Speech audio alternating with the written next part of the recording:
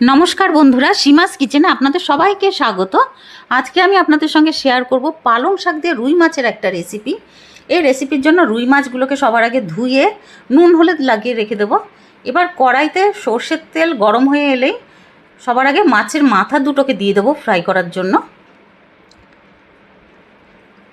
এবার খুন্তি দিয়ে দুই সাইডে ভালো মতন মাছের মাথাটাকে উল্টে ফ্রাই করে নেব।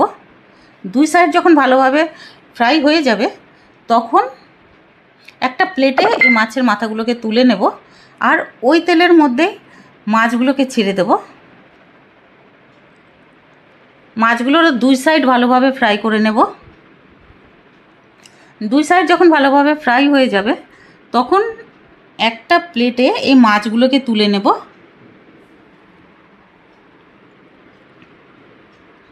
এবার আমি এই রেসিপিটার জন্য একটা অন্য কড়াই ইউজ করব। এই কড়াইতে 1 টেবিল স্পুন সর্ষের তেল দেব। তেলটা যে গরম হয়ে যাবে তখন 1 চামচ জিরে দিয়ে দেব আর একটা শুকনো লঙ্কা মাঝখান দিয়ে চিড়ে দিয়েছি। জিরেটা যখন ফুটতে শুরু করবে তখন আগের থেকে ধুয়ে কেটে রাখা পালং শাক দিয়ে দেব। পালং শাক দেওয়ার পরে এবার আমি দিয়ে দেবো স্বাদ মতো নুন আর ছোটো চামচের হাফ চামচ হলদি পাউডার। এবার খুন্তি দিয়ে শাককে আমি নেড়ে নেব ভালো মতন। ফ্লেম আমাদের এখন মিডিয়ামেই আছে। 1 থেকে 2 মিনিট নেড়ে নেওয়ার পরে আমি ঢাকনা লাগিয়ে দেব 2-3 মিনিটের জন্য। 2-3 মিনিট পরে ঢাকনাটা খুলে আবারও নাড়াচাড়া করে নিতে হবে।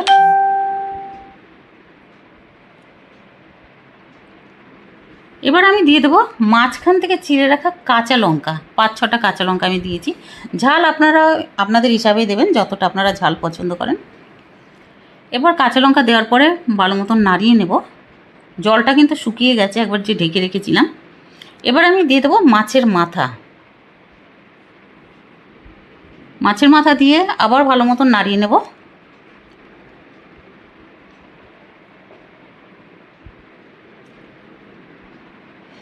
বন্ধুরা একবার এইভাবে অবশ্যই বানিয়ে দেখবেন। এতে কোনো মশলা তেলও দেখলেন মাত্র 1 টেবিল স্পুন লেগেছে, একদম কম ইউজ হয়েছে, কিন্তু খেতে দারুণ লাগবে। আর আমি একটা কাঁচা লঙ্কা দিয়ে দিয়েছি মাঝখান থেকে চিড়ে। ভাতের সঙ্গে তো দারুণ লাগে খেতে, একবার অবশ্যই বাড়িতে বানিয়ে দেখবেন। ভিডিওটা যদি ভালো লাগে প্লিজ লাইক ও সাবস্ক্রাইব করে দেবেন আর কমেন্ট করে জানাবেন যে খেতে কেমন লাগলো। Thank you.